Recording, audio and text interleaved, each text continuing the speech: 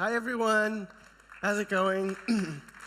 Wow, what a great way to start our fabulous morning in cons than talking about market structure. Wow, well, what a topic. Well, I think this is one of those things where I'm very passionate about, but I can understand it's not the most sexy or exciting topic. So just by a show of hands, who's heard of ERC-3643 before? 1, 2, 3. Okay, so the ERC-3643, what the hell is that? What is that even? Well, it's the 3643rd EIP. We are a permission token standard. And there's a few others, which you may have heard. ERC-1400, right? It's a big one. ERC-7943 with our friends at Bricken, right? That's a new one coming up. We are what's called permission token standards. And 3643 is an official canon in the EIP, just like ERC-20, 721, 1155, all that sort of stuff. And what we found is it's pretty hard to understand what the hell do we do with these things? What is a permission token, right? Where do we exist? So has anyone actually used an ERC-3643 before? Yeah, one. Now, why is that? Why has most people in this audience, 99%, not used ERC-3643? Well, actually, it's because, in Sebastian's slide, he had TradFi world. We are way, way in the TradFi world. That's where we exist in the landscape. We are the most TradFi of TradFi you can get. Who uses our stuff?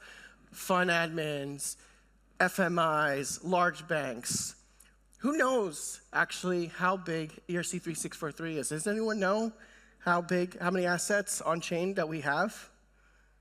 We have over 35 billion in assets on chain, but no one's ever used them. Why is that? Well, for good reason.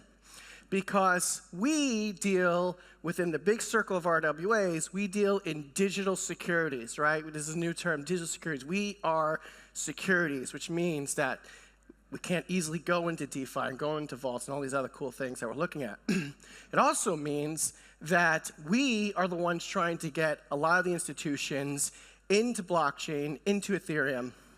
And I want to give 3 key shout-outs to some of our humongous supporters and sponsors today. First of all, thank you to the Ethereum Enterprise Ethereum Alliance for having us, which is awesome. They've done tremendous work with a lot of the names. Second is the Stellar Foundation. For those of you who don't know, we actually have multiple implementations of ERC-3643. Believe it or not, we have implementations in Solidity and incoming in Sorbonne for Stellar. And third of all, our friends at Midas, who have been absolutely fabulous and one of the best guys out there. We love what they're doing with their liquid yield platform. So we are the leading RWA standard globally, but why should we care? What does that even mean? Well, what it means is this is the maturity of adoption. These are the suits coming on chain. Oh, no, not the suits. Yeah, I hear you guys. That's why I'm not wearing a suit today. So the idea is we want to mature the ecosystem, but critically preserve the values and the ethos of Ethereum, right? We all have heard of crops come out. We are absolutely aligned with crops. So this isn't about getting bankers on chain and making bank chains.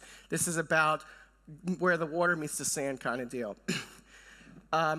We've grown quite a bit, as you could see. So we have over 140 institutional members around the world. Think about that. We are in 12 different working groups around the world. Everyone from the SEC to FCA and HM Treasury to ADGM to HKMA in Hong Kong, MAS in Singapore, working on ISO in Spain, Germany. It's a lot. We're a small team of volunteers, about 8 of us, so you can imagine my emails. What do we do at ERC-3643? Well, it's a great question. We do some really cool stuff if you're in a TradFi world. What we do is try to understand digital securities and get them on chain. And so far, we've had a pretty crazy year, as you can imagine. First of all, we had the opportunity to present with the Enterprise Ethereum Alliance to the SEC Crypto Task Force, which was pretty cool. And we were surprised about how welcoming and receiving they were of Ethereum the ecosystem, and of course, the need for standards. Now, why are standards important? Well, standards are a way to gain adoption without inherently creating winners or losers. What do I mean? So, let's say you're platform A, and you say, hey, regulator, the way I do it, the way I do your different rules, I meet requirements. And the regulator will go say, you're right, you do, but only you do. How do I get adoption? ERC-3643 is a lighthouse. It's a way of doing something that meets regulations that other people can look at and go, yeah, I don't like that, I'd rather do it this way, or I do like that, we'll adopt it. Anywhere in between. That's the beauty of the membership. Standards are a compass for the industry to gain and not have to keep reinventing the same problems over and over again. And we've also had some really great adoption this year. We are doing a permission stablecoin for World Liberty Fi through our friends at Apex. How cool is that? We even talked to BNP Paribas, and they decided to adopt 3643 for their pilot, which is really exciting. Why is that exciting? Because if we don't have to be in the room and people can see all the work we put out there and judge for themselves, that's how you get zeitgeist or adoption, people looking at it beyond. Now, does that mean 3643 is a dead standard? Absolutely not. In fact, we have many working groups on privacy, identity, data integration. It's a living and breathing thing. So if you haven't touched or played with the standard yet, go out and do it. We're here to support you. Our biggest news about 2 weeks ago is one of our members, flagship members, Apex Group, the largest fund admin in the world, in 2027, so by next year, has pledged over $100 billion on their T-Rex network, which is based on Polygon Ag Layer. $100 billion. I feel like Dr. Evil saying it, right? On $100 billion. But actually, the number is even more scary. Because we all talk about hockey stick. Everyone's familiar in entrepreneurs' hockey stick, right? It's grow, grow, grow, and then boom. Well, all that work for being an association for 3-4 years is starting to pay off. And now we're starting to super scale. We estimate internally at the foundation across all of our members that by next year we will have over 250 billion in assets on chain. Think about that. Numbers are starting to get really big. Well, Dennis, this creates a problem, which is if I have all these assets on chain and no one can touch them on the blockchain, what good is that? And I agree, it's useless. We don't want segregated assets, which is why today I'm talking to you guys about market structure, right? Who's heard of market structure? 1, 2, 1 in the back, 3, 4. Okay. Does anyone care about market structure? That's the real question. Why should you care about market structure? Well, if you saw Sebastian's presentation just before, which was great, he hits the nail on the head. We are looking at an evolution of the space where RWAs, which are not all securities, are coming more and more into DeFi. And we see that at the association as well. Our challenge is because we deal in securities, we have the most restrictive laws that we deal with. We do the actual share registry. So not all RWAs are securities. I think most people know that, right? What does that mean, that RWA is not a security? Well, what that means is if you put it on chain, you may or may not necessarily have to KYC for it, hence permission or permissionless. So market structure is the idea that we understand how the old world works and how we translate it into the new world. It's the way we organize all the different players and their responsibilities. Now, I understand we're having a good time at cons today. It's a fun time, but I talked to the team, and this is a bit of a heady presentation, so we're not going to go through the heaviness of it. But I want you to use it as a reference as you work on your different projects. Why? Because we are on the move. So first of all, there's actually 4 different market types. I notice everyone always says, oh, primary, secondary, primary, secondary. There's actually 4 market types, 3rd and 4th markets. Something to know about if you're looking to innovate further on your 3rd and 4th markets. No one ever talks about it, but actually in finance, it's pretty cool. OTC, direct institution, institution. There's a lot of different ways that trades happen that I have seen some kind of starts and ebbs and flows, but there's a bigger world beyond primary, which is issuer to investor, and investor to investor. The next thing I want to talk about is the rubric that the SEC gave out. Now, why should we care about this? Well, the SEC, U.S. Securities Exchange, is on the move. And in January, they put together a statement on digital securities, right? And we also saw a little bit of clarity on what a security is. Has anyone read or been familiar with this? Does anyone know about this? 1, 2, 3, 4. Okay, great. So this is valuable to you. Again, this is a reference for you guys to look at this and say, okay, as I start touching RWAs, is this security? Is it not? I see all these different amazing projects tokenizing things. Where do they fall? What are they doing? What can I do? What can I not do? This is your rubric. This is from the SEC directly.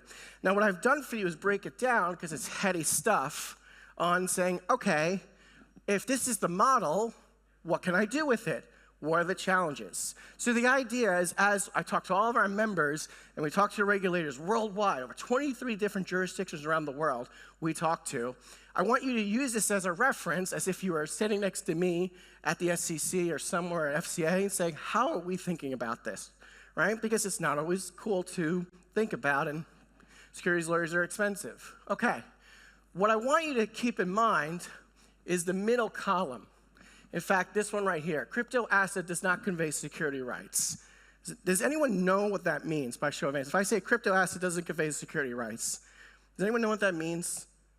Yeah, it's kind of opaque, right? No one raised their hand. Well, what it means is if I tokenize something that I call an RWA, by transacting it, I don't have to KYC. Why do we like that? Low complexity, high liquidity. If I do have to transfer, and I do convey security rights in actual security, then I do have to KYC. Has anyone heard of some really exciting projects coming on? You ever heard of, I don't know, Securitize and NYSE? How about Ondo tokenized stocks? Right? How about Coinbase tokenized stocks? How about Kraken and X stocks? Huge movements in our industry. How do you look at that? How do we interpret that? This is the rubric. This is how it's done. And the other model is the third-party sponsored model. So these are your DTCC models, your big institutional models, right? Again, heavy stuff, but I'm not here to present it. I'm here to give you a guide to get through this next year as we see more and more different attempts to look at how we take the RWA market and bring forth tokenized stocks, digital securities. This is your guide. This is what I'm giving you guys today. I also talked about 3643. Does 3643 need to be used in every use case? Absolutely not. And the ERC-3643 is what we call a permission token, which simply means I need to KYC to hold the token or transfer it, right? Which, not always great. Certainly not great for DeFi. But here you could see, in most cases, you will need a permission token. I use 3643 because, well, that's my association, but you can use any permission token. And in some cases, you don't need to, and that's interesting. So that's good to know. Permission versus permissionless is you guys know what the difference is. But I actually broke it down across all the different categories that you could look at, that I want you guys thinking about if your project or your team are touching these sort of things. What can you look at in terms of security, liquidity trading? Because like anything else, there are pros and cons, right? We want things on-chain more than off-chain. We actually did a report with Ave through our friends at Tokeny and Apex on institutional DeFi, where everything's KYC'd. And that's something we're seeing more and more of. You could check it out on the Apex and Ave websites. So I have about a minute left. I want to open up for questions. Like I said, this is meant to be a reference for you in a time where we're seeing the most movement and change in digital securities that we've ever seen in our history as an industry. So does anyone have any questions? You, sir, go ahead. You have a mic? Oh.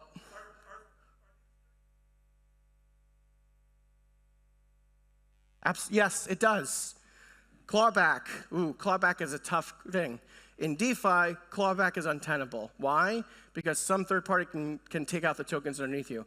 In the regulated world, clawback is a necessary foundation to ensure that the share registry is only a golden source. It's maintaining good integrity. At 3643, one of the biggest things that we're working on is conveying permissioned to permissionless assets, or digital twins, where clawback is not an issue. Do you have a follow-up to that? Okay, hopefully I answered your question. Thank you. Go ahead.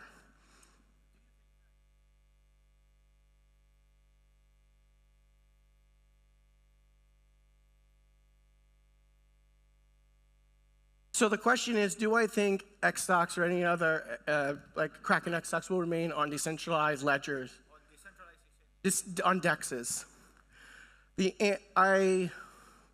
I think it's very important that we have different approaches to this and give the industry and end users choice, ultimately. But I will also say that it's complicated for that. It's not something that is in law right away. It's in policy, or it's solved jurisdictionally. As you know, they're launching in Europe, but obviously their ambitions are much greater, and we want them to succeed. So that's something that is part of this, is that's going to come up. Market structure is the event horizon. It's the edge. In other words, how long do I have to keep KYCing? Because if I have to KYC into a DEX, it's a disaster. In fact, 3643 did a 3643 swap on Uniswap 2 years ago. It was a disaster. It was terrible. So we understand the limits of this sort of stuff.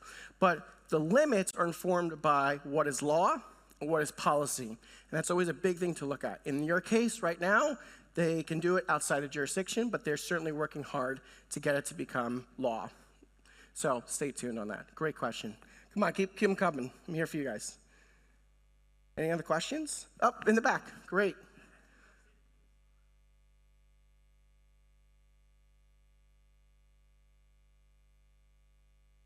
Token is, sorry, yes. So have you considered Swiss law to tokenize securities? Because like I think BACT does it. You mentioned XStocks. And there you have an interesting rule. So if you have a tokenized security tokenized by the issuer, the token is the security. You don't need a transfer agent or anything, and it is freely transferable. And the idea to do KYC, actually KYC is the wrong term because it's not a shareholder, it's not a client. So it's know your shareholder. And here the duties are much similar, much different than with KYC. So all you need to do is to give the shareholder the possibility to register their shares. And if they don't, it's their problem. They don't get the shareholder rights. And that allows you to trade on DeFi, to have the tokens freely flow through the networks, through the blockchain, and at some point someone says, I want to register my shares, and then you get your shareholder rights. And I think this is the perfect solution for all of what you outlined before. Are you from Switzerland? Yes. Okay. Well, the gentleman's absolutely right. As mentioned, we work with 23 jurisdictions around the world. Switzerland absolutely is on the forefront of it. But Switzerland isn't the biggest or deepest market or the only market. But the model, as he was talking about, is really great. In fact, a lot of permission tokens, what we call ERC-20 permissioned, are out of Switzerland because of the very accommodative regulatory model. And that's actually a bigger point that he's making, which is what we build on chain is ultimately informed by policy, what I just gave you. It's the blueprint that informs how much complexity do you have to have on chain, like the question about clawback, like the question about what a transaction actually means, right? And so that's the important thing, is that not every jurisdiction is going to be as great as Switzerland. You know, other leading jurisdictions like Dubai, right? We have VARA and DIFC and ADGM are certainly leading the way. Other jurisdictions like the US or Hong Kong, you know, if they have a view, the amount, even though they may be archaic, their market size is so much bigger that we have to deal with it. So there's a lot of complexity in sort of this, and this is sort of one of the challenges we have at ERC-3643 when we work with all these different jurisdictions, is the different levels of approaches to this. So the SEC is one of the tone setters for the rest of the world. In fact, when ERC-3643 won its innovation exemption in August from Chairman Atkins, which we're very grateful to be mentioned in that Project Crypto speech, we had 6 Latin American countries adopt the standard the next day. So there is golden standards like Switzerland, like ADGM, and others that really are lighting the way, and we should look towards that and learn those sort of things, especially with your project. People choose jurisdictions on purpose. Who saw the Ondo announcement yesterday? The Ondo announcement of Franklin Templeton. They had a second tweet. I actually retweeted the second tweet. So Ondo's doing great stuff with Franklin Templeton around tokenized ETFs. Wow, that's really exciting. But if you look at the second tweet that they had, it actually shows you some of the challenges that they have, that they're working through across the different jurisdictions, in their case, BVI. So it's not necessarily, oh, let's all run to Switzerland, although I'm sure a gentleman would love that, and of course we love Switzerland. But there's other jurisdictions that we have to kind of get that sorted out, and certainly Switzerland does. One more question, or am I getting the cane? Sorry. Last question? I'll be around if anyone has, but if anyone has one last question I want to ask for the audience. There's no more time. But thank you guys so much. You can reach him out here.